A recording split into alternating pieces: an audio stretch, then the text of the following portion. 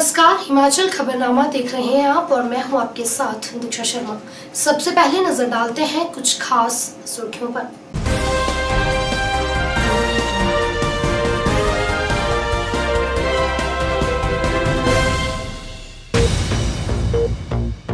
प्रदेश में लॉकडाउन व कर्फ्यू के लिए उपायुक्तों को दी गई शक्तियां, लेकिन लॉकडाउन व कर्फ्यू लगाने से पहले सरकार से लेनी होगी अनुमति।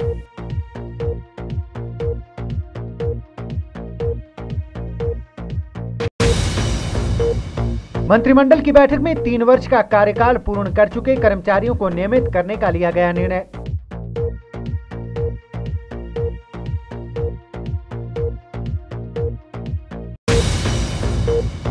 मुख्यमंत्री के लिए विदेश से मंगवाए गए हेलीकॉप्टर पर विपक्ष द्वारा की जा रही बयानबाजी पर भाजपा प्रदेश अध्यक्ष सुरेश कश्यप ने किया पलटवार।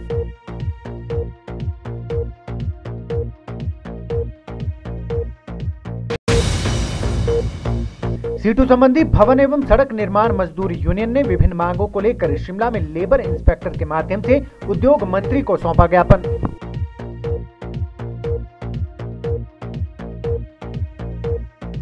सुर्खियों के बाद अब खबरें विस्तार से। मुख्यमंत्री जयराम ठाकुर की अध्यक्षता में गुरुवार को आयोजित हिमाचल कैबिनेट की बैठक में कई बड़े फैसले लिए गए हैं। कैबिनेट ने 31 मार्च या 30 सितंबर को 3 साल का सेवाकाल पूरा करने वाले अनुबंध कर्मचारियों को नियमित करने का निर्णय लिया है। इसके साथ ही 8 साल की सेवाएं 31 मार्च और 30 सितंबर को पूरा करने वाले अंशकालिक कर्मचारियों को दिहाड़ीदार बनाया जाएगा। वहीं 5 साल की सेवाएं 31 मार्च या 30 सितंबर को पूरा करने पर दिहाड़ीदार और कंटीजेंट कामगारों को विभिन्न विभागों में उपलब्ध सीटों पर नियमित किया जाएगा। वहीं सरकार ने कोरोना के बढ़ते मामलों को देखते हुए कर्फ्यू या धारा 144 लागू करने का मामला संबंधित उपायुक्तों पर छोड़ दिया है। शिमला में आयोजित कैबिनेट बैठक की जानकारी देते हुए शहरी विकास मंत्री सुरेश भारद्वाज ने बताया कि मंत्रिमंडल ने 1 मई से 18 साल से 44 वर्ष आयु वर्ग के लोगों को फ्री में कोविड वैक्सीन लगाने का निर्णय लिया है। होम आइसोलेशन में रह रहे कोविड मरीजों को अब सरकार घरों में न्यूट्रिशन किट प्रदान करेगी। कोविड को लेकर कैबिनेट में चर्चा हुई है, जिसमें अधिकारियों को निर्देश दिए गए हैं कि कोविड सेंटरों में मरीजों का इलाज सुनिश्चित करें। मंत्रिमंडल ने 31 मार्च तक 3 साल पूरा करने वाले कर्मचारियों को रेगुलर करने का निर्णय लिया है। मंत्रिमंडल ने 1 माह का वेतन कोविड फंड में दिया है। सरकार के नए हेलीकॉप्टर पर उन्होंने बताया कि 2019 को टेंडर प्रक्रिया के द्वारा मैसर्स स्काईऑन कंपनी से लेने के लिए समझौता हुआ था, जो कोरोना के चलते लेट हुआ। इस हेलीकॉप्टर का प्रयोग ट्राइबल क्षेत्रों में आपातकालीन स्थिति में भी किया जाता है, इसलिए बड़े हेलीकॉप्टर की आवश्यकता थी। मौजूदा हेलीकॉप्टर 2013 का मॉडल था, जो पुराना हो चुका था। पुराने हेलीकॉप्टर का रेट 5,10,000 रुपए प्रति घंटा था। इतना ही रेट नए हेलीकॉप्टर का भी है। नया हेलीकॉप्टर 24 सीट का है, जो दिल्ली पहुंच चुका है। अगले माह इसके शिमला पहुंचने की उम्मीद है। सुरेश भारद्वाज ने कहा कि हिमाचल प्रदेश में लॉकडाउन व कर्फ्यू लगाने की शक्तियां डीसी को दी गई हैं। वे मामलों को देखते हुए अपने हिसाब से लॉकडाउन व कर्फ्यू लगा सकते हैं, लेकिन ये करने से पहले डीसी को सरकार से अनुमति लेनी जरूरी होगी। मंत्रिमंडल ने ये निर्णय लिया है कि हिमाचल प्रदेश में 1 मई से जो वैक्सीनेशन ड्राइव 18 साल से 44 साल के बीच के लोगों के लिए जो है वो हो रही है, वो फ्री ऑफ कॉस्ट होगी। क्योंकि इस ड्राइव में केंद्रीय सरकार की ओर से जो कंपनीज हैं जो वैक्सीनेशन बना रही हैं, वो 50% गवर्नमेंट को देंगे, 50% प्राइवेट सेक्टर में जाएगी। स्टेट गवर्नमेंट्स जो हैं वो तय करेंगे कि इस कैटेगरी के लोगों को वैक्सीनेशन किस प्रकार से हो। उस दृष्टि से एक बहुत बड़ा निर्णय, हालांकि ये प्रदेश के एक्सचेकर पर एक बहुत बड़ा जो है वो बोझ होगा, लेकिन जनरल पब्लिक के वेलफेयर की दृष्टि से माननीय मुख्यमंत्री जी के नेतृत्व में हिमाचल सरकार ने 18 वर्ष से 44 वर्ष के बीच के जो लोग वैक्सीनेशन कराएंगे सरकारी हॉस्पिटल्स में, वो फ्री ऑफ कॉस्ट होगा। एक बहुत बड़ा निर्णय है ये प्रदेश सरकार का। आज जो होम आइसोलेशन में हैं पेशेंट्स कोविड-19 के, उनको हिमाचल प्रदेश सरकार घरों में एक न्यूट्रिशन किट भी साथ में देगा। मेडिकल ऑफिसर की अध्यक्षता में एक टीम होम आइसोलेशन में रहने वाले पेशेंट्स की जो है वो मॉनिटरिंग करेंगे, वो उनको देखेंगे जाकर के और उनको वो न्यूट्रिशन किट जो है वो भी प्रोवाइड करेंगे। जो पहले किट दी जा रही है दवाइयों की वो एज यूजुअल दी जाएगी, लेकिन होम आइसोलेशन में रहने वाले पेशेंट्स की प्रॉपर मेडिकल केयर हो, इस दृष्टि से ये निर्णय लिया गया है कि सभी मेडिकल ऑफिसर की अध्यक्षता में स्टाफ जो है वो घरों में सबकी जो है वो प्रॉपर केयर जो है वो करेगा। उनकी जानकारी ऑक्सीजन के बारे में, उनकी हेल्थ के बारे में जो है वो उनसे ली जाएगी। वहीं शहरी विकास मंत्री सुरेश भारद्वाज ने हेलीकॉप्टर विवाद पर भी सरकार की तरफ से सफाई दी। एक हेलीकॉप्टर MI-172 लेने के लिए 17/9/2019 महत्वपूर्ण डेट है। 17/9/2019 को टेंडर प्रोसेस के द्वारा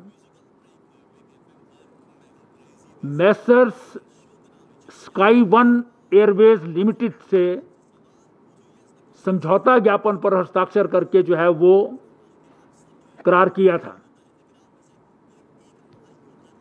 हिमाचल प्रदेश में आज तक पिछले अनेकों वर्षों से, चाहे मुख्यमंत्री श्री वीरभद्र सिंह जी रहे हों या चाहे मुख्यमंत्री प्रोफेसर प्रेम कुमार धूमल जी रहे हों, हमेशा हेलीकॉप्टर की सर्विसेज अवेलेबल रही हैं जो लीज पर विभिन्न कंपनियों से लिया जाता रहा है। और वो हेलीकॉप्टर बड़ा लेना आवश्यक होता है क्योंकि इस हेलीकॉप्टर का यूज़ ट्राइबल एरियाज में जब आवागमन के साधन बंद होते हैं बर्फ के कारण या किसी और प्राकृतिक आपदा के कारण, तो वहाँ से पेशेंट्स को लाना, वहाँ ट्राइबल एरिया के लोगों को जो है सुविधा प्रदान करना, उसके लिए जो है इसका प्रयोग अनेकों वर्षों से जो है वो हो रहा है। और यही हेलीकॉप्टर आज तक के मुख्यमंत्री जो हैं वो प्रयोग करते आ रहे हैं। पवन हंस कंपनी का इससे पहले जो हेलीकॉप्टर था वो 2013 मॉडल था, पुराना मॉडल हो गया था, जिसका हर एक पुर्जा नया बदल गया था। और वो हेलीकॉप्टर एक दिन आता था, उसके बाद 1.5 महीने ग्राउंड रहता था किसी मुरम्मत के लिए। इसलिए उसका उपयोग जब आवश्यकता होती थी तब वो नहीं कर पाते थे। इसलिए नया जो है वो करार किया गया और नए करार के मुताबिक नई कंपनी आई। पहले भी जो है वो पहले मैस्को होती थी, फिर पवन हंस आई, अब जो है वो स्काई वन एयरवेज लिमिटेड के साथ जो समझौता हुआ उनका हेलीकॉप्टर आया है। और जो पुराना जो हेलीकॉप्टर था उसका भी 5,10,000 रुपये पर आवर जो है वो रेट था। जो पुराना हेलीकॉप्टर पवन हंस के साथ जो समझौता था 2013 के हेलीकॉप्टर का, और जो नया हेलीकॉप्टर आया है उसका भी जो रेट है वो 5,10,000 ही है। वो 2013 पुराना मॉडल था, ये 2019-20 का मॉडल है। मुख्यमंत्री जयराम ठाकुर ने शहरी स्थानीय निकायों के चयनित प्रतिनिधियों से संबंधित क्षेत्रों में कोविड-19 के कारण होम आइसोलेशन में रखे गए मरीजों के परिवारों के साथ निरंतर संपर्क में रहने का आग्रह किया है, ताकि उन्हें किसी भी परेशानी का सामना न करना पड़े और उचित परामर्श के साथ साथ उपचार की सुविधा भी मिल सके। मुख्यमंत्री शिमला से वर्चुअल माध्यम से शहरी स्थानीय निकायों के सदस्यों को प्रदेश में कोविड-19 की स्थिति को लेकर समीक्षा बैठक की अध्यक्षता करते हुए बोल रहे थे। मुख्यमंत्री जयराम ठाकुर ने शहरी स्थानीय निकायों के सदस्यों के साथ प्रदेश में कोविड-19 की स्थिति को लेकर समीक्षा बैठक की अध्यक्षता की। इस दौरान मुख्यमंत्री ने कहा कि इस महामारी के प्रसार को फैलने से रोकने और संकट में फंसे लोगों की सहायता करने में लोगों में जो उत्साह पिछले वर्ष देखा गया था, वह इस बार कम देखने को मिल रहा है। उन्होंने शहरी निकायों के चयनित प्रतिनिधियों से संकट के समय में जरूरतमंदों की सहायता करने के लिए आगे आने को कहा। उन्होंने कहा कि यह सुनिश्चित करने के लिए उचित कदम उठाए जाने चाहिए कि प्रवासी मजदूरों को किसी भी प्रकार की असुविधा का सामना न करना पड़े और उन्हें प्रदेश में ही रुकने के लिए प्रेरित किया जाना चाहिए। मुख्यमंत्री जयराम ठाकुर ने जनप्रतिनिधियों से लोगों को टीकाकरण के लिए आगे आने के लिए प्रेरित करने को भी कहा। उन्होंने कहा कि वृद्धजन और दिव्यांगों को टीकाकरण केंद्रों तक पहुंचाने में सहायता प्रदान की जानी चाहिए, ताकि उन्हें कोविड-19 की खुराक समय पर दी जा सके। चयनित प्रतिनिधियों को संबंधित क्षेत्र के लोगों को टीकाकरण से जुड़ी भ्रांतियों के बारे में शिक्षित करना होगा। मुख्यमंत्री ने कहा कि संक्रमण से सफाई कर्मचारियों का बचाव सुनिश्चित करने के लिए उचित सुरक्षा उपकरण उपलब्ध करवाए जाने चाहिए। मुख्यमंत्री ने कहा कि राज्य के औद्योगिक क्षेत्रों में बेहतर निगरानी सुनिश्चित करने के लिए उचित कदम उठाए जाने चाहिए, ताकि प्रवासी मजदूरों को संक्रमण से बचाया जा सके। शहरों और नगर निगमों की नियमित सैनिटाइजेशन करने के अलावा यह भी सुनिश्चित किया जाना चाहिए कि सामाजिक कार्यक्रमों में 50 से अधिक लोग शामिल न हों। उन्होंने स्वास्थ्य विभाग को कोविड-19 संक्रमित मरीजों की जानकारी पार्षदों को उपलब्ध करवाने को कहा, ताकि वे संक्रमितों के परिवारों से संपर्क कर सकें और अपने स्तर पर संबंधित क्षेत्रों के कोविड-19 मरीजों पर निगरानी रख सकें। मुख्यमंत्री ने कहा कि सभी चयनित प्रतिनिधियों का कर्तव्य है कि वे अपने क्षेत्र के लोगों की भलाई और स्वास्थ्य संबंधी आवश्यकताओं पर ध्यान दें। इस बार कोरोना महामारी न केवल अधिक तीव्र गति से फैल रही है, बल्कि और अधिक जानलेवा बन गई है। उन्होंने कहा कि पिछले 2 महीनों में कोविड के मामलों और मृत्यु दर में तीव्र वृद्धि हुई है। केवल पिछले 2 महीनों में ही 250 लोगों की मृत्यु दर्ज की गई है। प्रदेश सरकार ने इस संक्रमण को फैलने से रोकने के लिए कुछ कठोर निर्णय भी लिए हैं। उन्होंने कहा कि सरकार ने प्रदेश के सभी बड़े मंदिरों में श्रद्धालुओं के आने पर रोक लगा दी है और सरकार ने शनिवार और रविवार को सभी कार्यालयों को बंद रखने की घोषणा की है। बसें 50% क्षमता के साथ चलेंगी और सभी धार्मिक, सामाजिक और अन्य समारोहों में केवल 50 लोगों की उपस्थिति की अनुमति होगी। वहीं इस दौरान शहरी विकास मंत्री सुरेश भारद्वाज ने कहा कि सभी शहरी स्थानीय निकायों के प्रतिनिधि होम आइसोलेशन में रखे गए लोगों की सहायता करने में महत्वपूर्ण भूमिका निभा सकते हैं। उन्होंने कहा कि नगर निगम के सामुदायिक केंद्रों को टीकाकरण के रूप में उपयोग किया जा सकता है, ताकि लोगों को टीकाकरण की सुविधा उपलब्ध करवाई जा सके। उन्होंने कहा कि इस वायरस के प्रसार को फैलने से रोकने के लिए उठाए जाने वाले कदमों और टीकाकरण के प्रति जागरूक करने के लिए प्रभावी IEC अभियान चलाया जाना चाहिए। ये अब की बार का वायरस बहुत तेज है संक्रमण में, इसका स्प्रेड जो है बहुत फास्ट है। और उसके साथ दूसरी चिंता का विषय ये भी है कि संक्रमण तेज है, यही बात पूरी नहीं है। इससे आगे बढ़ करके इसकी फैटलिटी यानी कि मृत्यु दर भी बहुत ज्यादा है और ऐसी सूरत में हमको बहुत ज्यादा सावधानी के साथ आगे काम करना होगा। हमने स्कूल कॉलेज बंद कर दिए 1 तारीख तक, 1 मई तक। हमने स्कूल कॉलेज के साथ साथ में वहाँ के जो मैट्रिक के, +2 के और उसके बाद अंडर ग्रेजुएट क्लासेस के एग्जाम भी पोस्टपोन कर दिए हालात को देखते हुए। हमने उसके बाद आगे बढ़ करके जो शादियों में जो है बड़ी धाम का आयोजन पर बिल्कुल पूर्ण रूप से रोक लगा दी। सिर्फ 50 आदमी से ज्यादा शादी में कोई लोग नहीं होंगे। और इसी तरह से हमने हिमाचल प्रदेश में और भी चीजों को लेकर के हमने रिस्ट्रिक्शन लगाई है, जैसे बसों में 50% ऑक्यूपेंसी के साथ ट्रांसपोर्टेशन होगी। दफ्तरों में हमने तय किया कि दफ्तरों में 50% अटेंडेंस होगी 50% लोग आएंगे क्योंकि वहां पर भी क्राउड होने लगा। और इसके अलावा हमने सैटरडे संडे जो है, शनिवार और रविवार को है वो वर्किंग डे जो है वो हमने बंद कर दिया, क्योंकि 2 दिन छुट्टी करेंगे ताकि ये चेन को हम ब्रेक कर सकें। ऐसे कुछ महत्वपूर्ण निर्णय लिए हमने, इसलिए हम आपकी एक्टिव पार्टिसिपेशन चाहते हैं। समाज को जागरूक करना ये महत्वपूर्ण है, समाज के बीच में ये जानकारी देना कि मास्क पहनना ही पहनना है, ये बहुत लाजमी है, बहुत आवश्यक है। और उसी तरह से आगे बढ़ करके जो है वो सोशल डिस्टेंसिंग के सिलसिले में जो हमने लागू किए हैं नियम, उन नियमों को लागू करने की जिम्मेवारी आप लोगों की। अपने अपने नगर निगम में, नगर परिषद में, नगर पंचायत में अपने जितने भी काउंसलर है सुनिश्चित करें।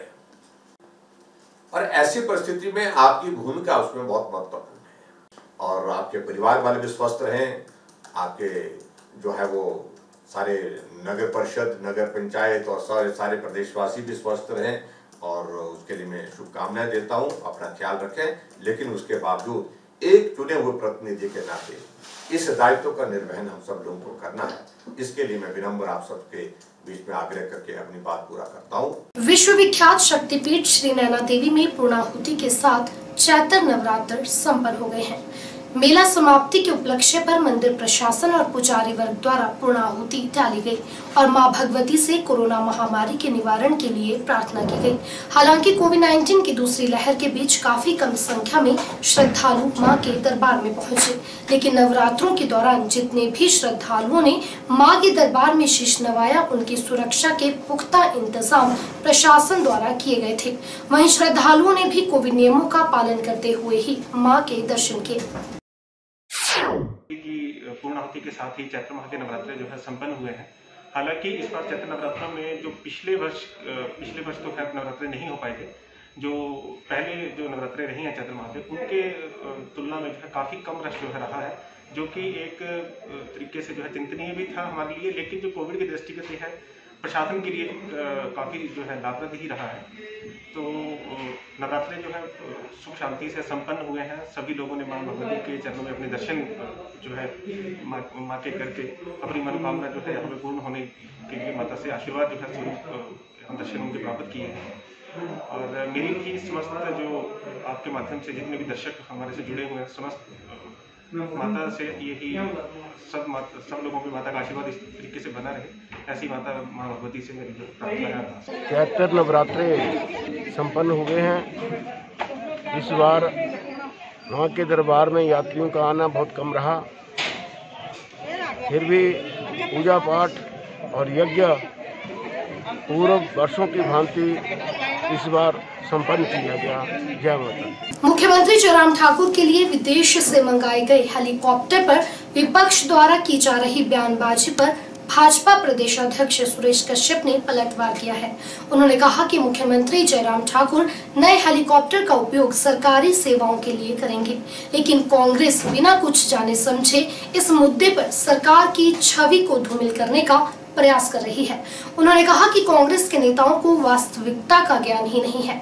सुरेश कश्यप ने बताया कि नया हेलीकॉप्टर अगले 5 साल के लिए हिमाचल सरकार की सेवा में लीज पर रहेगा। इससे पहले पवन हंस कंपनी का हेलीकॉप्टर लीज पर था, लेकिन उसके साथ करार खत्म होने के बाद अब नई कंपनी के साथ सामान्य प्रशासन विभाग द्वारा करार किया गया है। हेलीकॉप्टर को लेकर जिस प्रकार की बयानबाजी कांग्रेस पार्टी के नेता कर रहे हैं, मैं यही कहना चाहूँगा कि पहली बार नहीं है कि हिमाचल प्रदेश का मुख्यमंत्री हेलीकॉप्टर का प्रयोग कर रहे हैं। इससे पहले भी चाहे कोई भी सरकार रही, कोई भी मुख्यमंत्री रहे, उन्होंने जितने भी हमारे सरकारी कार्य हैं उसके लिए हेलीकॉप्टर का प्रयोग किया। और अब भारतीय जनता पार्टी की सरकार है, श्री जयराम ठाकुर मुख्यमंत्री हैं, इस समय वो हेलीकॉप्टर का प्रयोग कर रहे हैं। और हेलीकॉप्टर का प्रयोग अगर कर रहे हैं तो क्षेत्र में, पूरे हिमाचल प्रदेश में जो विकासात्मक गतिविधियां, या फिर हम देखते हैं आज कोविड के समय में जिस प्रकार से प्रदेश में जगह जगह पर बहुत सारी दिक्कतें लोगों की हैं, बहुत सारी समस्याएं हैं। लोगों के साथ चुने हुए जो प्रतिनिधि हैं उनके साथ वार्तालाप करना, स्थानीय प्रशासन के साथ अलग अलग जिलों में जाकर उनके साथ कोविड को लेकर वार्तालाप करना, जो भी दिखते हैं, जो समस्या है, उनका समाधान करना, और उसके लिए हेलीकॉप्टर का प्रयोग कर रहे हैं। मुख्यमंत्री कोई अपने निजी कार्य के लिए इस प्रकार का प्रयोग नहीं कर रहे हैं। और आज से पहले भी जो भी मुख्यमंत्री रहे उन्होंने भी इसी प्रकार हेलीकॉप्टर का प्रयोग किया। हम जानते हैं इससे पहले पवन हंस का जो हेलीकॉप्टर हिमाचल सरकार के पास था, जो कि पूर्व की सरकार के समय में ही जिसका MOU हुआ था। हेलीकॉप्टर पुराना होने के कारण उसमें कई बार टेक्निकल प्रॉब्लम आई, और हम देखते हैं 2018 के बाद लगातार समय समय पर हेलीकॉप्टर ग्राउंडेड रहा, और हमारे जो मुख्यमंत्री जी हैं उनको लगातार दिक्कतों का सामना करना पड़ रहा था। तो बीच में बड़ा हेलीकॉप्टर ना होने के कारण छोटा हेलीकॉप्टर का प्रयोग किया गया। अभी क्योंकि पवन हंस का करार समाप्त हो गया, तो प्रदेश सरकार ने दूसरी कंपनी के साथ करार किया है, और दूसरी कंपनी का हेलीकॉप्टर आ रहा है। जो नया हेलीकॉप्टर है, इसको लेकर कांग्रेस के नेता, और विशेष रूप से मैं पढ़ रहा था जो कांग्रेस के प्रदेश के अध्यक्ष श्री राठौर जी कई प्रकार की टिप्पणियां कर रहे थे। शायद उनको इस बात की जानकारी नहीं है कि इससे पहले की सरकार, इससे पहले के मुख्यमंत्री भी हेलीकॉप्टर का प्रयोग करते थे। अखिल भारतीय कांग्रेस कमेटी के सदस्य एवं पूर्व स्वास्थ्य मंत्री रामलाल ठाकुर ने वर्तमान हालात पर चिंता व्यक्त करते हुए लोगों से आह्वान किया है कि यह समय सजग और जागरूक रहने का है। उन्होंने कहा कि कोविड-19 की दूसरी लहर के चलते परिस्थितियां बहुत ही गंभीर हो चुकी हैं। रोजाना कोरोना संक्रमितों के आंकड़ों में बढ़ोतरी हो रही है। ऐसे में और अधिक सतर्क और सावधान रहने की आवश्यकता है। पूर्व स्वास्थ्य मंत्री ने प्रदेश सरकार को भी सलाह दी है कि स्वास्थ्य विभाग के अमले को ज्यादा चुस्त दुरुस्त करने की आवश्यकता है, ताकि कोविड-19 की इस भयावह स्थिति से निपटा जा सके। वहीं उन्होंने जनता से भी अपील की है कि आवश्यक कार्य होने पर ही घर से बाहर निकले और कोविड नियमों का सख्ती से पालन करें। अब ज़्यादा खतरनाक दौर से समाज में जो है वो एक तबाही की ओर ले जाता हुआ नज़र आ रहा है। कोविड-19 पिछली बार भी हुआ, उसमें भी मैं कहूँगा कि जो आदेश थे और जो इस प्रकार से इससे निपटने के लिए सबको कार्य करना था, सामाजिक तौर पे भी और सरकार की ओर से भी कार्यक्रम चला, लेकिन उसके बाद अब जो नया रूप आया है वो शायद मैं कहूँगा ज़्यादा खतरनाक है। मुल्क में 3.5 लाख जो है वो मरीज प्रतिदिन नए मरीज आ रहे हैं, और ऐसे ही जो मृत्यु दर है वो भी बढ़ती जा रही है। आज की तारीख में जहाँ पे ऑक्सीजन की कमी पूरे मुल्क में कई जानों को ले जा रही है, और इस प्रकार से एक पैनिक फैला हुआ है। इसलिए मेरा निवेदन है कि कृपया करके सभी को जो है वो संयम बरतना चाहिए और उत्साह से इस बीमारी का सबको सामना करना चाहिए। सरकार भी अपना कर्तव्य निभाए और ज़्यादा सजग होके जो स्वास्थ्य विभाग में कहीं पे कमी लगती है उसको भी ठीक करना चाहिए। और सभी लोगों को मैं ये भी कहना चाहूँगा कि आज जो दूरियां समाज में बनाई जाती हैं या बन रही हैं धार्मिक आधार पे, जातिवाद के आधार पे, शायद मैं कहूँगा कि इन सब से दूर करके जो है वो हमको आगे कदम बढ़ाने हैं। लोगों से भी मेरा निवेदन है कि वो जो डिस्टेंस है उसको मेंटेन रखें, मास्क लगाएं और हैंड सैनिटाइज़र हाथ धो के जो है वो बार बार लगाएं। और साथ में मैं ये भी कहना चाहूँगा कि जो सरकार ने सामाजिक कार्यक्रमों में और धार्मिक कार्यक्रमों में जो आदेश दिए हैं हम लोग उसका भी पालन करें, क्योंकि इस प्रकार की अगर मान लो हम मास्क नहीं लगाएंगे, जो दूरी है उसको मेंटेन नहीं करेंगे, तो उससे ये है कि जो बीमारी है ये और भी ज़्यादा खतरनाक रूप जो है वो धारण कर सकती है। अब 18 वर्ष तक के व्यक्ति को जो है वो आज इसका इंजेक्शन जो है वो लगाया जा रहा है, और मैं सबसे निवेदन करना चाहूँगा कि इसमें कोई जो है वो भूल भी नहीं करनी चाहिए। और मैं ये भी साथ में कहना चाहूँगा कि जब तक हम अपने पड़ोसी को नहीं बचाएंगे, अगर मान लो मेरे पड़ोस में मुस्लिम परिवार है या किसी दूसरी जाति का परिवार है, अगर वो ठीक नहीं रहेगा तो मेरा परिवार भी ठीक नहीं रहेगा। इसलिए मेरा सबसे निवेदन है कि आज की तारीख में ना हमने राजनीतिक तौर पे एक दूसरे को जो है वो बांटने देना है और ना हमने कहीं पे समाज को धार्मिक और ये जो हमारे जो कास्ट बेस्ड पॉलिटिक्स है उसको छोड़ना होगा। अगर इसको हम नहीं छोड़ेंगे तो बहुत बड़ा खतरा जो है वो इस समाज में और ज़्यादा हम पैदा कर रहे हैं।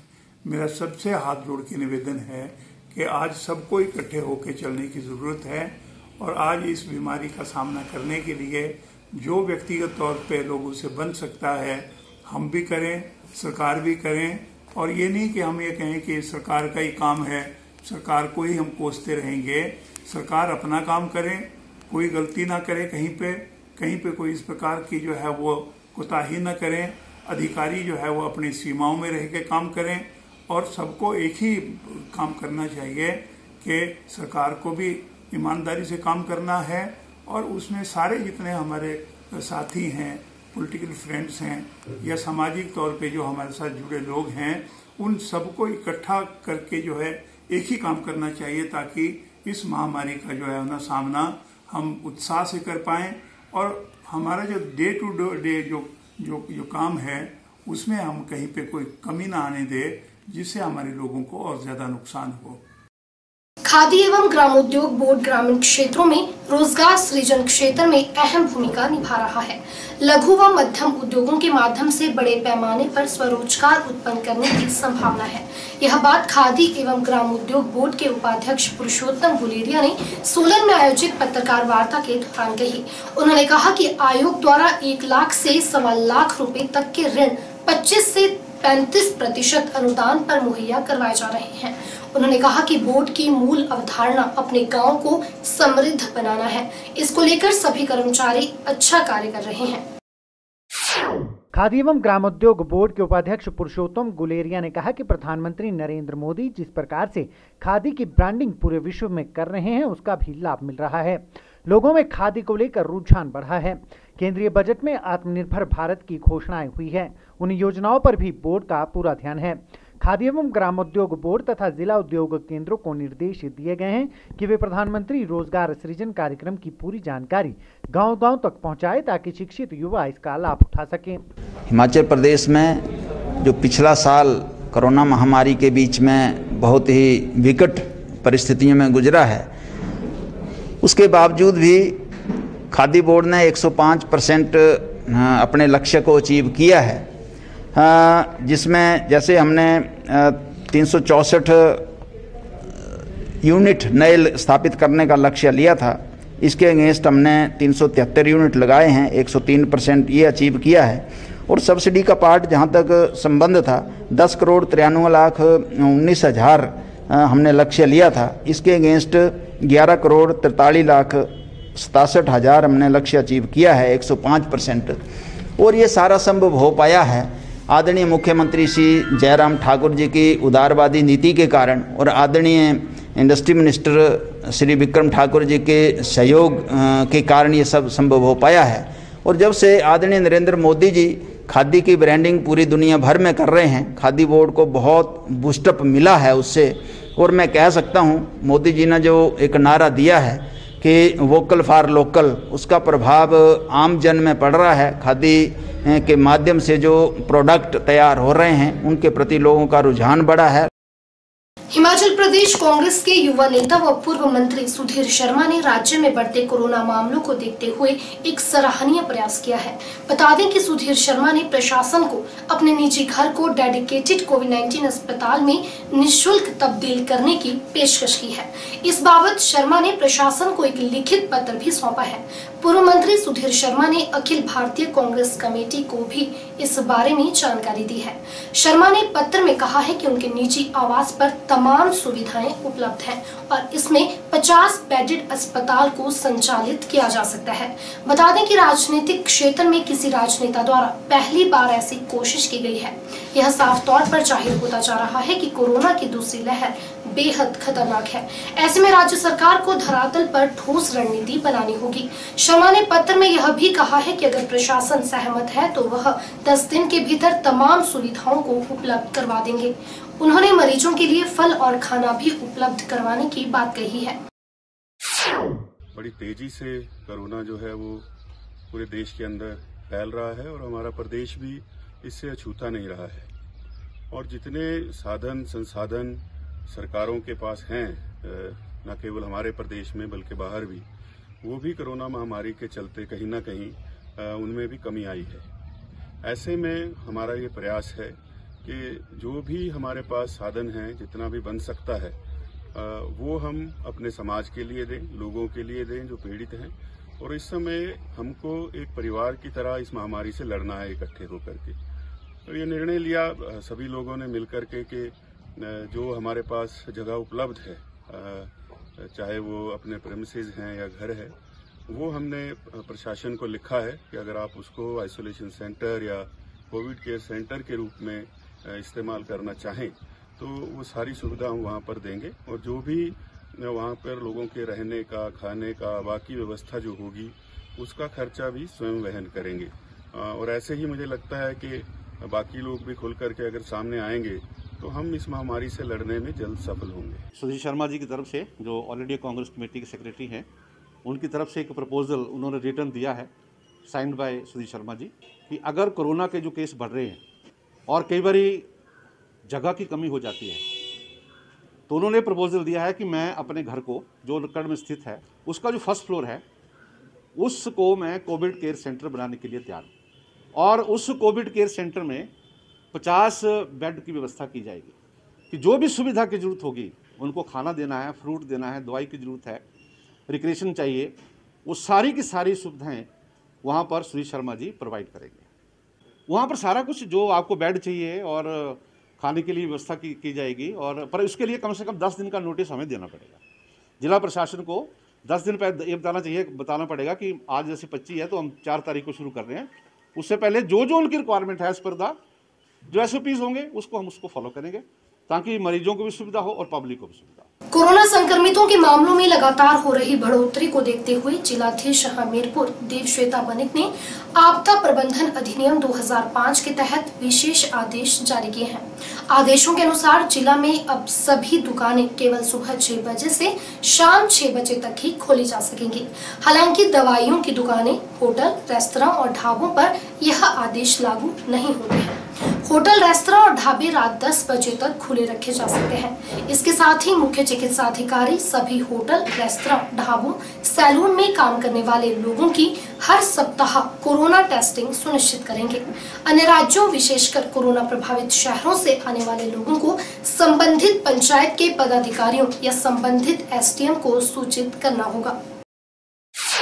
उपायुक्त हमीरपुर देवश्वेता बनिक ने बताया कि सैलून, बार्बर शॉप और होटल, ढाबों के कर्मचारियों की भी साप्ताहिक कोरोना टेस्टिंग की जाएगी और बकायदा CMO द्वारा इस पर पूरी नजर रखी जाएगी। उन्होंने बताया कि दुकानों को बंद करने का समय निर्धारित किया गया है और दुकानदार भी इस समय के अनुसार दुकानों में अपनी दिनचर्या को निपटाएं। उपायुक्त हमीरपुर ने बताया कि जो भी व्यक्ति हाई लोड एरिया से हमीरपुर पहुंच रहा है, ऐसे लोगों के लिए निर्देश जारी किए गए हैं कि वह अपने आने की सूचना तुरंत निकटवर्ती SDM, PDO या संबंधित क्षेत्र के अधिकारी को देंगे। उन्होंने बताया कि इसके बाद ऐसे लोगों के रैंडम सैंपल लिए जाएंगे ताकि संक्रमण के खतरे से बचा जा सके। साथ ही उन्होंने अपील की है कि बाहर से आने वाले लोग अपने आप को घरों में ही सीमित रखें और भीड़ भाड़ में न जाएं और न ही अन्य कार्यक्रमों में हिस्सा लें। हमने अपने हमीरपुर ज़िले के लिए एक जो ऑर्डर्स अभी हाल ही में किए हैं, उसमें हमने जो खुद जो लोग हमीरपुर के हैं या हमीरपुर से किसी कारणवश हमीरपुर में आ रहे हैं, उनसे ये गुजारिश की है कि आप लोग आते ही अपने लोकल जो पंचायत है या अर्बन लोकल बॉडी है या SDM है या BMO है या लोकल अधिकारी, कोई भी आपको अपने आप संपर्क कर पाते हैं, तो उनको तुरंत अपने आने की जो है सूचना बस दीजिए। हमने कोई आपके ऊपर रिस्ट्रिक्शंस ऐसे नहीं लगाए हैं कि आपको खुद ही टेस्ट करके नेसेसरीली आना है। आप जहां तक संभव हो अपने आप को जो है थोड़ा भीड़ भाड़ से दूर रखें, ताकि हम लोग जो है CMO के माध्यम से रैंडम टेस्टिंग करवा पाए ऐसे रिटर्नीज के ऊपर जो लोग बाहर से आए हैं। सभी से गुजारिश है जो खुद आ रहे हैं वो अपने आप स्वयं ही इसकी सूचना जो है कंसर्न अधिकारियों को दे। हमीरपुर के लिए स्पेसिफिकली हमने कुछ और 2-4 ऑर्डर्स जो जारी किए हैं वो ये हैं कि शाम को 6 बजे तक ही जो है मार्केट्स और शॉप्स जो है वो खुली रह सकती हैं। कर्फ्यू कोई नहीं लगा हुआ है, कोई लॉकडाउन या कर्फ्यू नहीं है, ये सिर्फ भीड़ को नियंत्रित करने के लिए जो है हमने ये कदम उठाया है कि दुकानें 6 बजे के बाद बंद हो जाएंगी। इनमें दवाइयों की, केमिस्ट की दुकानें हैं वो इस आदेश के अंतर्गत नहीं आती, वो खुली रह सकती हैं। कई सारी केमिस्ट की शॉप्स तो 24 घंटे खुली रहती हैं, वो खुली रह सकती हैं क्योंकि उसकी इमरजेंसी कभी भी किसी को पड़ सकती है। इसके अलावा होटल्स, रेस्टोरेंट्स, ढाबाज या ईटरीज जो हैं वो रात को 10 बजे तक खुली रह सकती हैं कि इन केस कोई खाना ऑर्डर करना चाहे या इस तरह से कुछ ज़रूरत पड़े तो वो रात को 10 बजे तक खुली रह सकती हैं। इसके अलावा होटल्स, रेस्टोरेंट्स में जहाँ बैठ के खाने का आयोजन है वहाँ पे बैठ के उस रेस्टोरेंट के अंदर बैठ के खाना जो है वो नहीं सर्व किया जाएगा। रेस्टोरेंट्स, ढाबे खुले रह सकते हैं लेकिन सिर्फ टेक अवे या होम डिलीवरी के लिए ही। ये आदेश जो है वो नेशनल हाईवेज के ऊपर जहां बसेस ऑपरेट करती हैं या गुड एसेंशियल कमोडिटीज के गाड़ियां जो हैं वो आती जाती हैं, जहां पे उन यात्रियों के लिए, बस ऑपरेटर्स के लिए खाना जो है उन ढाबों में खाते हैं, उनके लिए आदेश जारी नहीं है। जो सैलून्स, बार्बर शॉप्स हैं और जो होटल्स, रेस्टोरेंट्स हैं जहाँ पे खाना बनाने वाले या सर्व करने वाले, उनके लिए भी हमने सीएमओ हमीरपुर को आदेश दिए हैं कि वीकली उन सारे सर्विस प्रोवाइडर्स की टेस्टिंग जरूर करवाएं, क्योंकि यूजुअली हम जब सार्वजनिक स्थलों पे जाते हैं तो सबसे ज्यादा एक्सपोजर इन्हीं लोगों से हमको हो सकता है या हमसे उन लोगों को हो सकता है, क्योंकि थोड़े लंबे समय के लिए जो है कस्टमर्स इन जगहों पे रुकते हैं और कई बार हमने देखा है कि प्रैक्टिकली जो कोविड प्रोटोकॉल्स का भी उल्लंघन काफी हद तक होता है यहाँ पे। तो सभी से अनुरोध है कि इस हेल्थ डिपार्टमेंट के जो टीम्स हैं उनका भरपूर सहयोग करें कि कोई भी कर्फ्यू या लॉकडाउन जो है वो हमीरपुर जिले में नहीं लगाया गया है। सिर्फ दुकानों को बंद करने का एक समय जो है वो निर्धारित किया गया है ताकि अनावश्यक रूप से जो है, जब जरूरत नहीं है, ऐसे ही घूमने और भीड़ करने वाले जो हैं क्षेत्र में हम थोड़ा भीड़ पे रोक लगा सकें। हिमाचल प्रदेश भवन एवं सड़क निर्माण मजदूर यूनियन संबंधित सीआईटीयू ने राज्य कमेटी के आह्वान पर हमीरपुर के श्रमिक कल्याण अधिकारी के माध्यम से श्रम एवं उद्योग मंत्री विक्रम ठाकुर को मजदूरों की मांगों को लेकर ज्ञापन सौंपा। यूनियन का आरोप है कि हिमाचल प्रदेश में जब लॉकडाउन लगा था तब कल्याण बोर्ड ने पंजीकृत मजदूरों को लॉकडाउन अवधि के लिए 2-2 हजार रुपए आवंटित किए थे, लेकिन आज भी जिला में हजारों मजदूरों को कई बार औपचारिकताएं पूरी करने के बाद भी उन्हें यह राशि नहीं मिल रही है। साथ ही मजदूरों के लिए स्वीकृत सामान कल्याण बोर्ड दफ्तर के स्टोर में पड़ा है, लेकिन मजदूरों को आवंटित नहीं किया जा रहा है। यूनियन ने मांग करते हुए कहा कि कल्याण बोर्ड में राजनीतिक हस्तक्षेप बंद किया जाए और मजदूरों को अधिकारियों के माध्यम से स्वीकृत सामान जल्द से जल्द दिया जाए। हमीरपुर में सीआईटीयू के एक प्रतिनिधिमंडल ने जिला श्रमिक कल्याण अधिकारी से मुलाकात कर उन्हें मांग पत्र सौंपा। अपने मांग पत्र में सीआईटीयू ने कल्याण बोर्ड द्वारा पंजीकृत मजदूरों को लॉकडाउन अवधि में मिलने वाली राशि को जल्द देने सहित कल्याण बोर्ड में कर्मचारियों की कमी को दूर करने की मांग प्रमुखता से उठाई है। हिमाचल प्रदेश भवन एवं सड़क निर्माण मजदूर यूनियन के राज्य अध्यक्ष जोगिंदर कुमार ने कहा कि कल्याण विभाग से मजदूरों को मिलने वाले लाभ जैसे छात्रवृत्ति, प्रसूति सुविधा, पेंशन, मेडिकल लंबे समय से नहीं मिल पा रहे हैं, जिससे मजदूरों में भारी रोष है। इसलिए सरकार से यूनियन मांग करती है कि कर्मचारियों की संख्या बढ़ाई जाए ताकि मजदूरों को समय समय पर लाभ मिलते रहें। यूनियन ने बोर्ड से मांग की है कि वॉशिंग मशीन जो सरकार ने बंद कर दी है उसको सभी मजदूरों को दिया जाए। उन्होंने सरकार को चेतावनी देते हुए कहा कि अगर बोर्ड ने मजदूरों की मांगों को तुरंत नहीं निपटाया तो आने वाले समय में आंदोलन तेज किया जाएगा, जिसकी जिम्मेवारी कल्याण बोर्ड व सरकार की होगी। आज हिमाचल प्रदेश भवन एवं सड़क निर्माण मजदूर यूनियन संबंधित सीटू का राज्य कमेटी के आह्वान पर सभी जो श्रमिक कल्याण अधिकारी हैं उनके दफ्तरों के बाहर प्रदर्शन किए गए हैं और ज्ञापन सौंपे गए हैं। हम ये देख रहे हैं कि लंबे समय से, खास तौर पे जब से कोरोना का काल शुरू हुआ है, जो मजदूरों को कल्याण बोर्ड की तरफ से 2-2 हज़ार रुपया उस समय अवधि की किस्त मिलनी थी, वो पैसे लटके हुए हैं अभी मजदूरों के। इसके साथ साथ 1.5-2 साल से जो है वो मजदूरों का लाभ जो है, चाहे वो वजीफा है, शादी के फॉर्म है, डेथ का क्लेम है और पेंशन जो है वो समय पर नहीं मिल रही है। इसके अलावा कम से कम 4-4, 5-5 साल हो गए मजदूरों का सामान जो साइकिल्स, इंडक्शन, सोलर लैंप और तमाम तरह का सामान मिलता था उसको सैंक्शन हुए, पर आज तक जो है वो मजदूरों को मिल नहीं रहा है। इससे पहले हम 17 मार्च को मंत्री महोदय से भी मिले थे और उन्होंने आश्वासन दिया था कि हम जल्द हो अपने अधिकारियों को और बोर्ड के अफसरों को निर्देश देंगे कि जो मजदूरों की लंबित मांगे हैं उनको जल्दी से जल्दी हल करें। मगर हम ये देख रहे हैं कि मंत्री की बातों पे कोई गौर नहीं हो रहा है और जो कल्याण बोर्ड के जो आला अधिकारी हैं और जो कल्याण बोर्ड की कार्यप्रणाली है वो वैसी की वैसी ही बनी हुई है। इसलिए आज हम प्रदर्शन के माध्यम से, ज्ञापन के माध्यम से मंत्री महोदय के ध्यान में बात लाना चाहते हैं कि जल्द से जल्द जो है मजदूरों की मांगों को निपटाया जाए, क्योंकि ये मजदूर बड़े लंबे से परेशान है, उनका जो हक है उनको मिल नहीं रहे और अगर ये इसी तरह से चलता रहा तो आने वाले समय के अंदर जो है वो हिमाचल प्रदेश भवन और सड़क निर्माण मजदूर यूनियन बड़ा आंदोलन जो है पूरे प्रदेश के अंदर करेगी, जिसकी जिम्मेवारी जो है। प्रदेश भाजपा महिला मोर्चा की राज्य अध्यक्ष रश्मिधर सूद के आह्वान पर प्रदेश भर में महिला मोर्चा कार्यकर्ताओं द्वारा रक्तदान शिविरों का आयोजन किया गया। इसी के चलते राजधानी शिमला स्थित कमला नेहरू अस्पताल में भी मोर्चा की जिला कार्यकारिणी द्वारा रक्तदान शिविर का आयोजन किया गया। इस शिविर की जानकारी देते हुए महिला मोर्चा की जिला महामंत्री आशा वर्मा ने बताया कि कोरोना महामारी के कारण राज्य के अस्पतालों में रक्त की कमी के चलते मरीजों व उनके तीमारदारों को परेशानी न हो, इसी उद्देश्य के साथ इस शिविर का आयोजन किया गया है। आज हमारी जो प्रदेश अध्यक्ष रश्मिधर जी हैं, उनके आह्वान पे आज हमने यहाँ पे कमला नेहरू अस्पताल में ये हमने कैंप लगाया है। ये इसलिए उनके आह्वान पे हमने लगाया है ताकि आने वाले समय में किसी भी जो कोरोना से पीड़ित जो भी रोगी होंगे उनके लिए ये हम जो रक्तदान एकत्रित कर रहे हैं, ये इसीलिए कर रहे हैं ताकि आने वाले समय में रक्त की कोई कमी ना हो। और यह हमारे पूरे प्रदेश और ज़िला में इसके सारी जगह ये कैंप लगाए जा रहे हैं। आज सभी महिला मोर्चा ने यह प्रण किया है कि हम ज़्यादा से ज़्यादा रक्त जो है वो एकत्रित करेंगे और आने वाले समय के लिए ये फ़ायदेमंद रहेगा।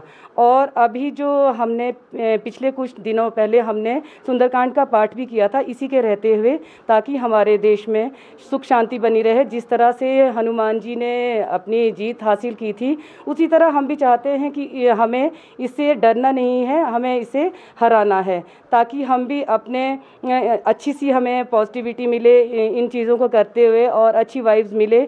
और बाकी तो हम कुछ नहीं कर सकते, लेकिन एक पॉजिटिव सोच को लेके हम इसे ज़्यादा से ज़्यादा लोगों को अवेयर कर सकें। जैसे जिस तरह से हर वार्ड में, हर ज़िले में, हर जगह पे वैक्सीनेशन सेंटर जो हमने लगाए हैं हमारी सरकार ने, तो मैं चाहती हूँ कि सभी इसका फ़ायदा उठाएं। और मैं धन्यवाद करना चाहूँगी कि अब जो 18 साल से ऊपर जो भी युवा हैं उनको भी इसका फ़ायदा मिलेगा और आने वाले समय में हमें इससे घबराना नहीं है, ताकि हम इस लड़ाई को जीतें। और सब महिलाओं से मेरा आग्रह रहेगा कि ज़्यादा से ज़्यादा कैंप लगाएं और ज़्यादा से ज़्यादा रक्त एकत्रित करें। जैसे हमने पहले भी बहुत महिला मोर्चा ने काम किया है, मास्क वितरण किया है, राशन वितरण किया है और जगह जगह जो प्रवासी थे उनको मदद की है। तो इसी तरह से हमारा यही मोटिव रहेगा कि हम ज़्यादा से ज़्यादा कार्य करें और इस जंग को हम जीतें। उच्च शिक्षा निदेशक ने अध्यापक संघ व कर्मचारियों को सरकार के निर्णयों के खिलाफ बयानबाजी पर अनुशासनात्मक कार्यवाही करने की अधिसूचना जारी की है। राज्य अध्यापक संघ ने इस सूचना का विरोध भी किया है।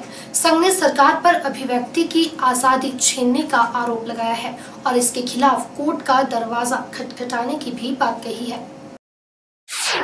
संघ के प्रदेश अध्यक्ष वीरेंद्र चौहान ने कहा कि सरकार द्वारा अध्यापकों की बोलने की आजादी छीनने के लिए फरमान जारी किया गया है।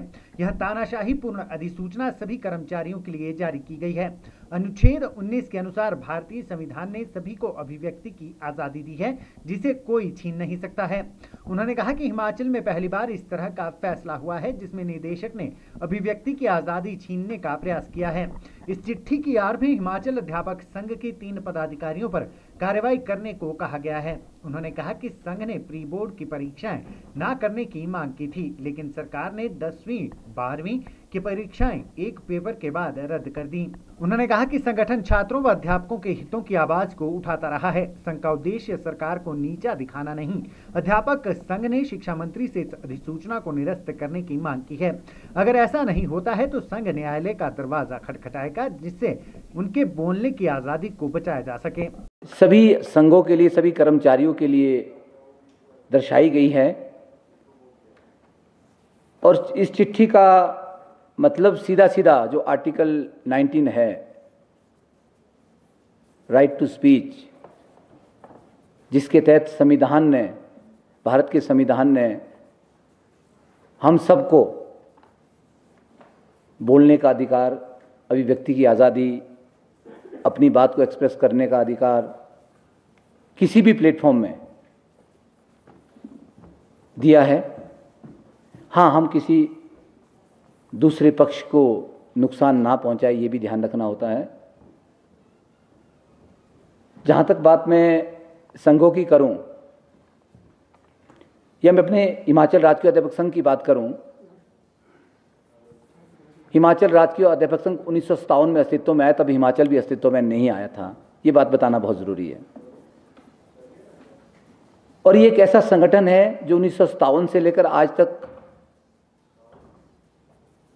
सबसे पहले बच्चों के लिए छात्र हित की बात करता है, उसके बाद शिक्षक हित की बात करता है, समाज हित की बात करता है, समय समय पर अपने मुद्दे उठाता रहा है, सरकार को सहयोग करता रहा है, समाज को सहयोग करता रहा है, जहाँ जहाँ सुझाव की ज़रूरत हुई वहाँ सुझाव भी दिए, जहाँ सरकार का जो कदम शिक्षा विरोधी रहा, कर्मचारी विरोधी रहा, शिक्षक विरोधी रहा, शिक्षार्थी विरोधी रहा, वहाँ सुझाव भी दिए, विरोध भी किया, संघर्ष भी किया है। जिला कांगड़ा में बढ़ रहे कोरोना मामलों को लेकर जिलाधीश द्वारा प्रशासन को दिशा निर्देश जारी किए गए हैं, जिसके तहत सरकारी दफ्तरों में 50% मुलाजिम ही काम करेंगे। इन्हीं दिशा निर्देशों के अनुसार नूरपुर के मिनी सचिवालय में भी 50% मुलाजिम ही दफ्तर में कार्य करने पहुंचे। एसडीएम नूरपुर डॉक्टर सुरेंद्र ठाकुर ने बताया कि टांडा मेडिकल कॉलेज में बीते दिन 100 से भी ज्यादा कोरोना मरीज सामने आए हैं। बढ़ते कोरोना के मामलों के मद्देनजर नूरपुर के सरकारी कार्यालयों में 50% स्टाफ ही काम कर रहा है।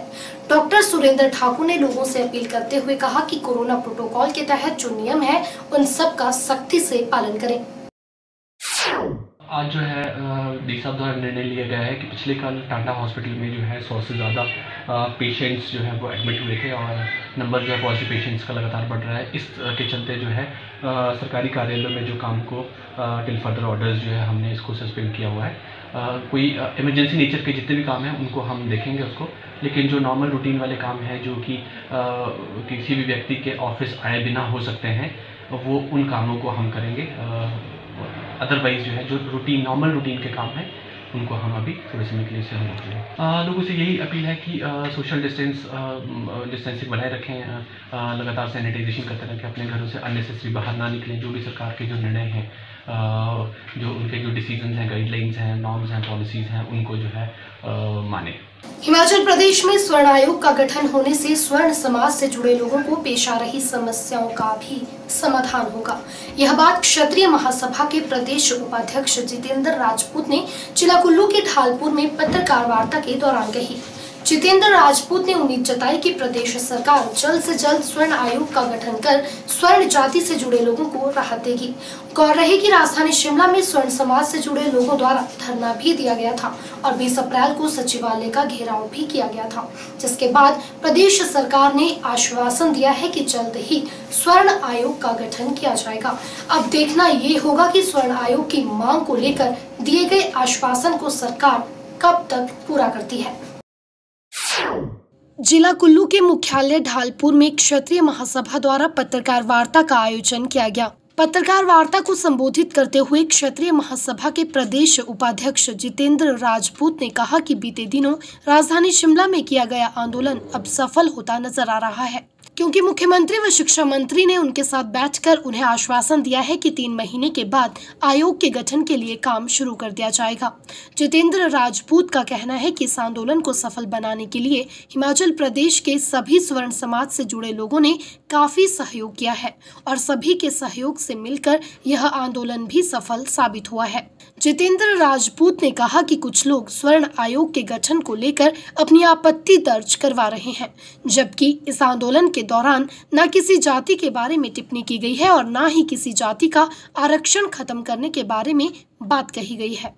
आयोग के गठन से जुड़े लोगों को भी सरकार की ओर से अच्छे लाभ मिलेंगे और उनकी दिक्कतें कम होंगी। जितेंद्र राजपूत का कहना है कि शिक्षा मंत्री गोविंद सिंह ठाकुर ने विशेष रूप से आश्वासन दिया है कि आयोग के गठन के लिए सरकार जल्द से जल्द कार्य करेगी ताकि हिमाचल प्रदेश से जुड़े लोगों को भी आर्थिक रूप से लाभ मिल सके। प्रदेश के इतिहास में पहली बार हुआ जब हिमाचल प्रदेश का स्वर्ण समाज एकजुट होकर के अपने अधिकार के लिए शिमला में खड़ा हुआ, और इसमें सबसे अच्छी बात तो यह हुई कि हमारे प्रदेश के माननीय मुख्यमंत्री महोदय जी, हमारी प्रदेश सरकार ने हमारी बातों को बहुत ही विवेकपूर्ण सुना, हमारे शांतिपूर्ण सुना उस बात को, और हमें सकारात्मक आश्वासन दिया कि अगले 90 दिनों के अंदर यानी कि 20 जुलाई से पहले स्वर्ण आयोग गठन को लेकर के सकारात्मक कार्यवाही शुरू की जाएगी, जिससे इस निर्णय से हिमाचल प्रदेश का समस्त स्वर्ण समाज बहुत ही खुश है और उम्मीद करता है कि प्रदेश की सरकार यह इतिहास बना करके अपना नाम स्वर्णिम अक्षरों में अंकित करेगी। मैंने कहा चूंकि ये आयोग बनना है तो एक दिन में तो ये आयोग बनेगा नहीं, इसके लिए बहुत सारी फॉर्मेलिटीज होती हैं, बहुत सारी प्लानिंग करनी पड़ेगी, कमीशन तय करना है, फंडिंग का अरेंजमेंट करना है,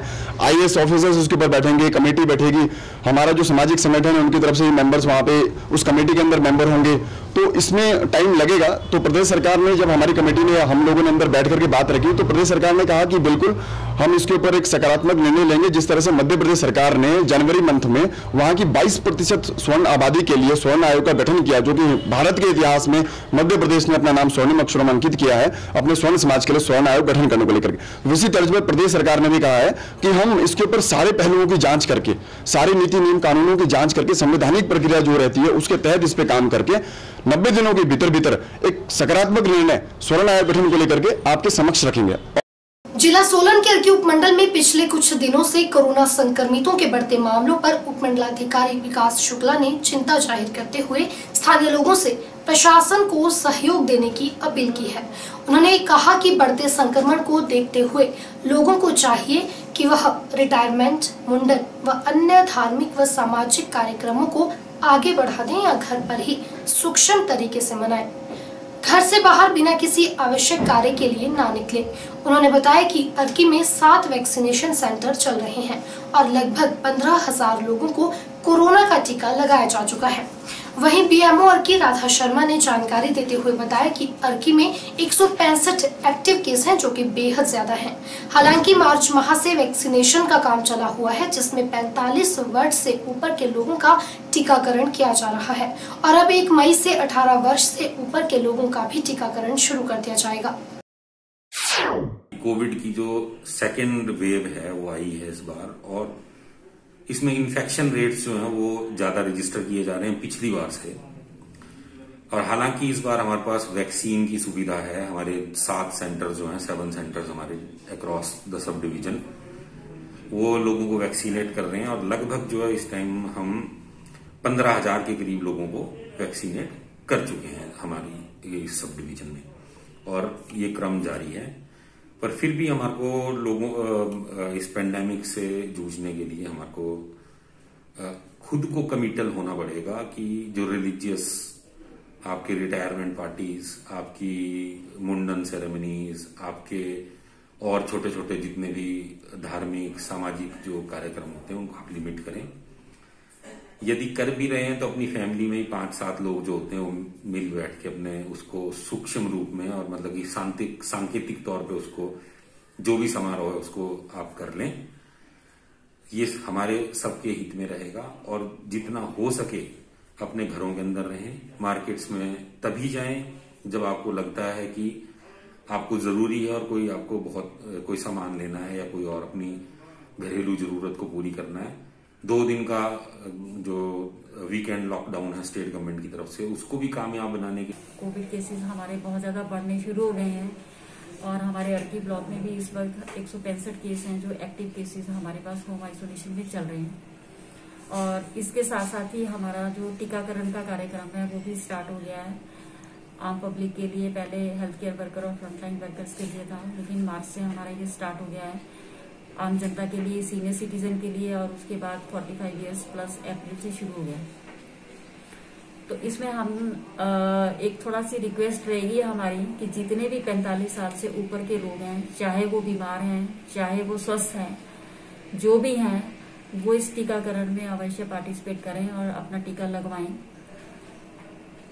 क्योंकि फर्स्ट वेव के बाद हमारी 18 साल से ऊपर के लोगों के लिए भी टीकाकरण स्टार्ट हो जाएगा। तो अभी इनको फायदा है क्योंकि सीनियर सिटीजन बहुत लंबी लाइनों में नहीं खड़े हो पाएंगे, बहुत ज्यादा देर तक नहीं बैठ पाएंगे, तो उनके लिए एडवांटेज है कि उनके लिए हमने स्पेशली ये मंथ रखा है, तो इसमें मैक्सिमम ये लोग टीका लगवा लें। कोरोना के बढ़ते मामलों को देखते हुए सरकार द्वारा शनिवार रविवार को बाजार बंद रखने व बसों को 50% ऑक्यूपेंसी के साथ चलाने का फैसला लिया गया है। सरकार के इस फैसले से प्राइवेट बस ऑपरेटर काफी निराश हैं। उनका कहना है कि कोरोना काल में पहले ही वे आर्थिक मंदी की मार झेल रहे हैं और अब 50% सवारियों के साथ बस का खर्चा निकालना भी बेहद मुश्किल हो चला है। कोरोना संक्रमितों के बढ़ते मामले चिंता का विषय है। कोरोना संक्रमण को फैलने से रोकने के लिए प्रदेश सरकार ने बसें 50% सवारियों के साथ चलाने का निर्णय लिया है, जिससे निजी बस ऑपरेटर नाखुश नजर आ रहे हैं। निजी बस ऑपरेटरों का कहना है कि इससे जहां उनकी आर्थिकी प्रभावित होगी, वहीं बसों के लिए डीजल का खर्चा निकालना भी मुश्किल हो जाएगा। उन्होंने कहा कि चुनावों के वक्त किसी को याद नहीं आता और चुनाव खत्म होते ही ऐसे फैसले लिए गए जो बिल्कुल गलत है। इसकी डीजल है, सर्विस है, हमारे साथ तो मेरा भाई होता है, एक कंडक्टर परिचालक है जो मेरा, हम दोनों ने भी अपना परिवार चलाना है। कम से कम कंप्लीट सीटिंग तो होनी चाहिए हमारी बस में से, तभी हमारा तेल खर्चा भी पूरा हो पाएगा। कम से कम हम नहीं बोल रहे हमारे को कुछ बचे, पर गाड़ी का खर्चा तो पूरा हो। एक बात तो ये है कि चलो 50% इन्होंने बोला है, कोरोना के केस बढ़ रहे हैं, पर बात ये है कि जैसे मान लो ये 50% बोलते हैं, एक सीट छोड़ के पिछले सीट पे जो बंदा बैठा है वो भी तो साथ में होता है, वो कौन सा डिस्टेंस आता है उसमें। अगर इसमें तो आने वाले टाइम में दिक्कत है ना, 5 डे में बंदे ऑफिस से आते हैं, कोई काम से आते हैं, कोई दिहाड़ी मजदूरदार है, वो कैसे जाएंगे और कैसे करेंगे, वो मतलब कैसे उसको चीज़ को हैंडल करेंगे, उनको कितनी दिक्कत आएगी। सरकार को ये चीज़ सोचनी चाहिए कि ये बोलते हैं कि 50% बंदे बैठने चाहिए, अगर एक सीट छोड़ के पीछे बैठते हैं वो भी तो साथ ही होता है, वो कितना डिस्टेंस होता है। सरकार को ये चाहिए 50% जो स्वर्गीय की, इससे कोरोना खत्म होने वाला नहीं है। लोग एहतियात बरते, पर तरीके से या तो लॉकडाउन कर दो, जो बाहर से आने वाले उनको बंद कर दो। CITU संबंधी भवन एवं सड़क निर्माण मजदूर यूनियन ने विभिन्न मांगों को लेकर शिमला में लेबर इंस्पेक्टर के माध्यम से उद्योग मंत्री को ज्ञापन सौंपा। CITU नेताओं ने मांग की है कि मजदूरों के पंजीकरण के लिए एक समान नियम बनाए जाएं और पंजीकरण के लिए मजदूर यूनियनों द्वारा जारी प्रमाण पत्रों को वैध माना जाए। CITU नेताओं की ये भी मांग है कि बोर्ड से मिलने वाली पेंशन की राशि 1000 से बढ़ाकर 2000 रुपए की जाए। उन्होंने कहा कि लॉकडाउन अवधि की सहायता राशि सभी मजदूरों को जल्द जारी की जाए और वर्ष 2018 से पहले के पंजीकृत मजदूरों को चेक के माध्यम से यह सहायता राशि प्रदान की जाए। सीटू संबंधी भवन एवं सड़क निर्माण मजदूर यूनियन ने अपनी मांगों के समर्थन में जहां प्रदेश के भिन्न भिन्न जिलों में प्रदर्शन किए, वहीं शिमला स्थित लेबर निदेशालय में लेबर इंस्पेक्टर के माध्यम से उद्योग मंत्री को ज्ञापन भी सौंपा। इस मौके पर सीटू नेता ने कहा कि नए लेबर कोड की आड़ में भवन एवं अन्य निर्माण कामगार कानून 1996 को कमजोर करने का प्रयास किया जा रहा है। केंद्र सरकार द्वारा मनरेगा व निर्माण मजदूरों को वितरित किए जाने वाले सामान पर प्रतिबंध लगाना मजदूर विरोधी कदम है, जिसे वापस लिया जाना चाहिए। सीटू ने मांग की है कि सामान वितरण का कार्य बोर्ड के कर्मचारियों के माध्यम से करवाया जाए और इसमें हो रहे राजनीतिक हस्तक्षेप को रोका जाना चाहिए।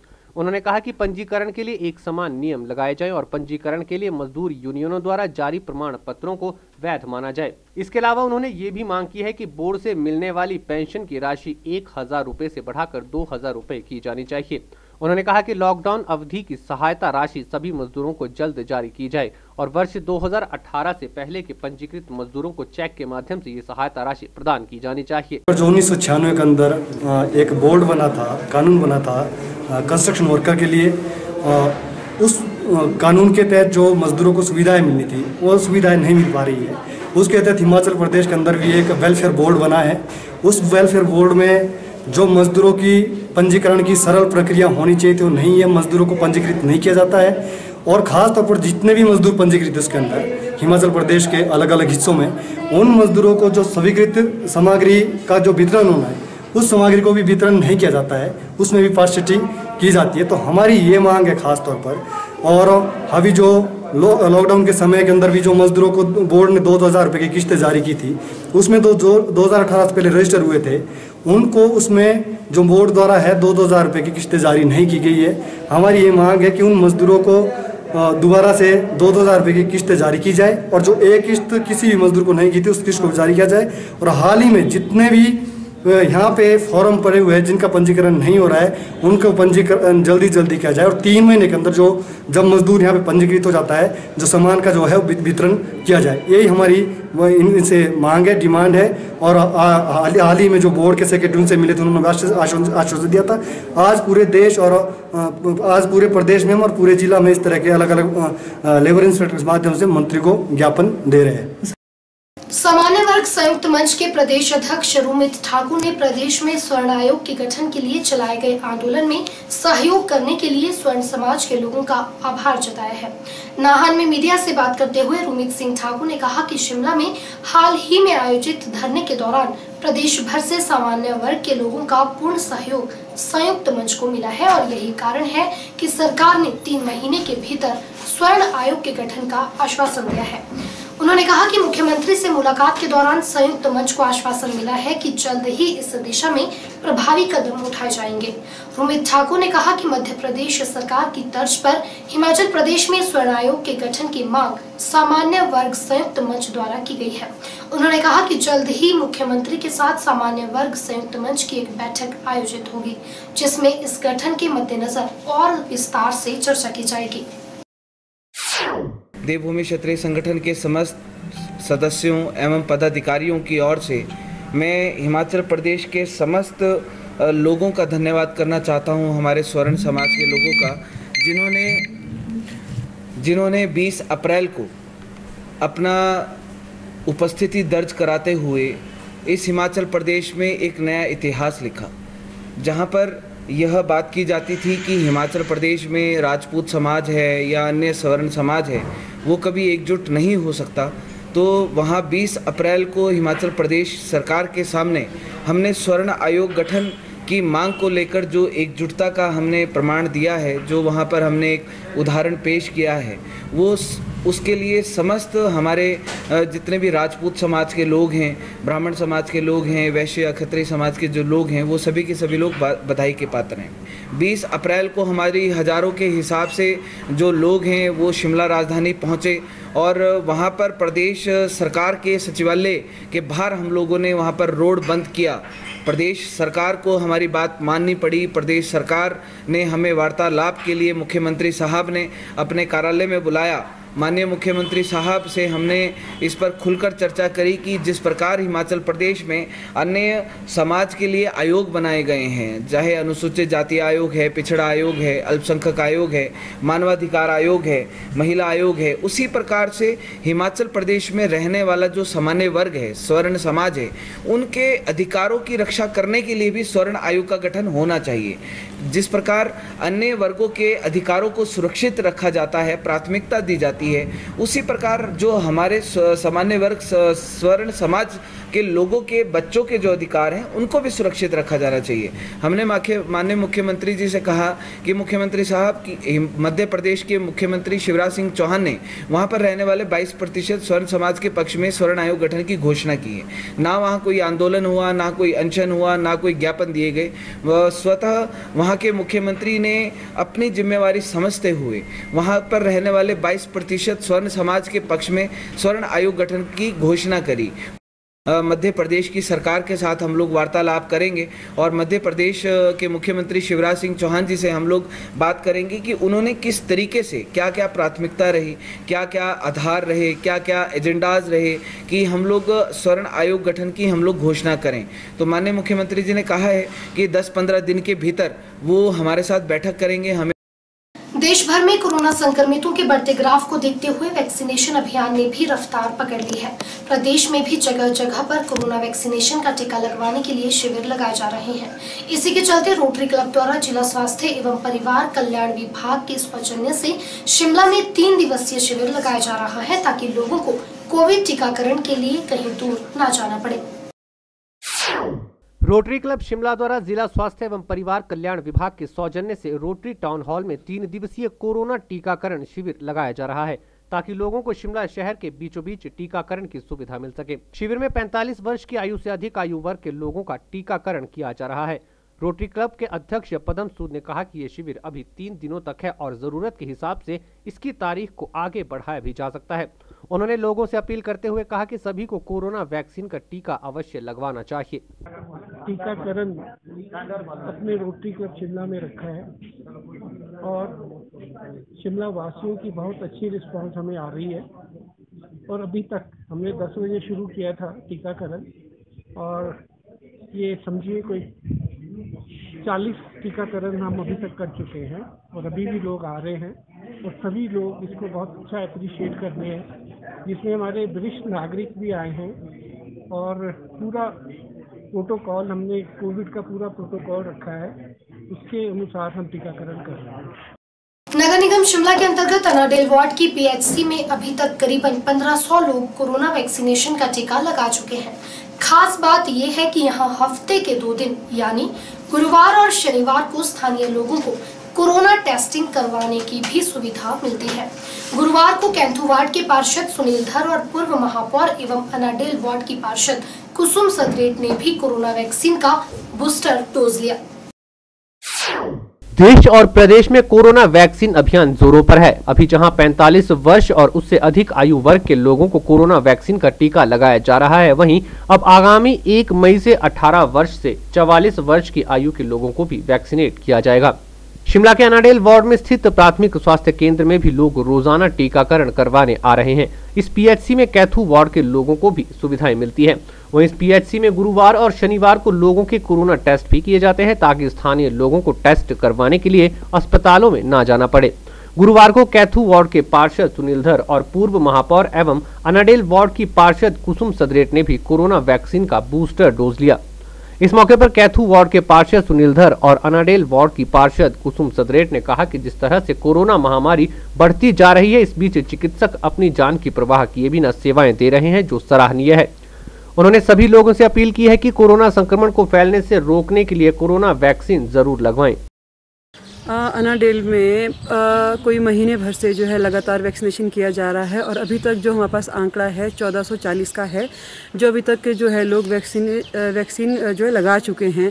लेकिन आज जब हम आए हैं सुबह से, आज हमने अभी तक जो है 95 से ऊपर लोग जो है लगा चुके हैं वैक्सीन आज भी। तो ये लगातार जो है चलता रहता है। बीच में किसी वजह से ये लोग जो है टूटी गंडी या कहीं और शिफ्ट हो गए थे बीच में, उस वजह से हमारे लोगों को थोड़ी दिक्कत आ गई थी बीच में। लेकिन फिर हमने सीएमओ मैडम से बात किया कि यहाँ पर जितने भी लोग हैं हमारे, उनको वैक्सीन की ज़रूरत है क्योंकि सबको 1-1 डोज लग चुकी है और दूसरी डोज की आवश्यकता है। खुशी की बात है कि जो अनाडेल का स्टाफ है, हमारे डॉक्टर मधु हैं और यहाँ पर जो है और भी अन्य स्टाफ हैं, वो लोग बहुत मेहनत करते हैं। और मैं ये भी बताना चाहती हूँ कि यहाँ पर वीरवार को और शनिवार को कोविड टेस्ट भी किए जाते हैं। तो बहुत सारी सुविधाएं जो है अनाडेल पीएचसी में दी जा रही है लोगों को और लोग इसका बहुत लाभ उठा रहे हैं। ये अभी 22, 23, 24 को लगेंगे, उसके बाद शायद 1-2 दिन फिर नहीं लगेगा। मतलब बीच बीच में 3 दिन यहाँ लगता है, फिर 3 दिन कहीं और इनको शिफ्ट कर दिया जाता है जो टीम है, तो उसके हिसाब से जो लगते रहते हैं टीके बीच बीच में। आज मैंने खुद 2nd डोज लिए वैक्सीनेशन की और यहाँ पे पीएचसी अनाडेल में हम वैक्सीनेशन का कार्यक्रम रखा हुआ हमने और ये पिछले 1 महीने से लगभग लगातार चल रहा है। अभी तक हम लगभग 1550 लोगों को वैक्सीनेट कर चुके हैं। कुछ लोगों की 2nd डोज भी स्टार्ट हो गई हुई है। तो यहाँ पे कोविड टेस्ट हो गया, उसको भी फ्रीक्वेंटली किया जा रहा है। सारी सुविधाएं यहाँ पे दी जा रही है। वार्ड नंबर 3 और वार्ड नंबर 4 के मैक्सिमम लोगों को हम यहीं पे वैक्सीनेट कर रहे हैं और लोगों से अपील भी ये कर रहे हैं कि ज़्यादा से ज़्यादा लोग यहाँ पे आएँ और वैक्सीनेशन लें। जबकि पीएचसी अनाडेल की डॉक्टर मधु मेहतान ने कहा कि पीएचसी में रोजाना लोग वैक्सीनेट हो रहे हैं और मार्च से अभी तक की बात करें तो करीबन 1500 लोग कोरोना वैक्सीन का टीका लगवा चुके हैं और ये टीका सभी को लगवाना चाहिए। पीएचसी अनाडेल में मार्च से स्टार्ट हो चुकी है और तकरीबन डेली यहाँ वैक्सीनेशन हो रही है।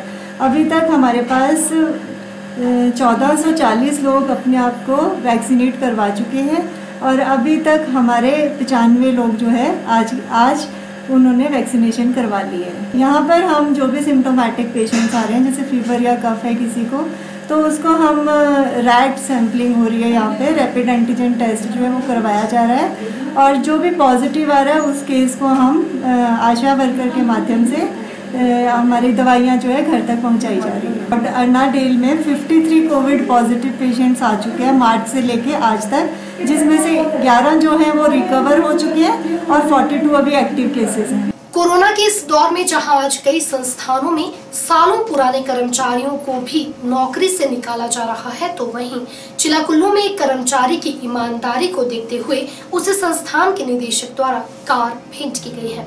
जिला कुल्लू के अखाड़ा बाजार में स्थित एक निजी कंपनी में कार्यरत कर्मचारी श्याम सुंदर को अपनी 20 साल की मेहनत का फल कुछ इस तरह से मिला है कि उसकी ईमानदारी से प्रभावित होकर कंपनी के एमडी प्रसून शर्मा ने उसे एक मारुति ऑल्टो कार भेंट की है।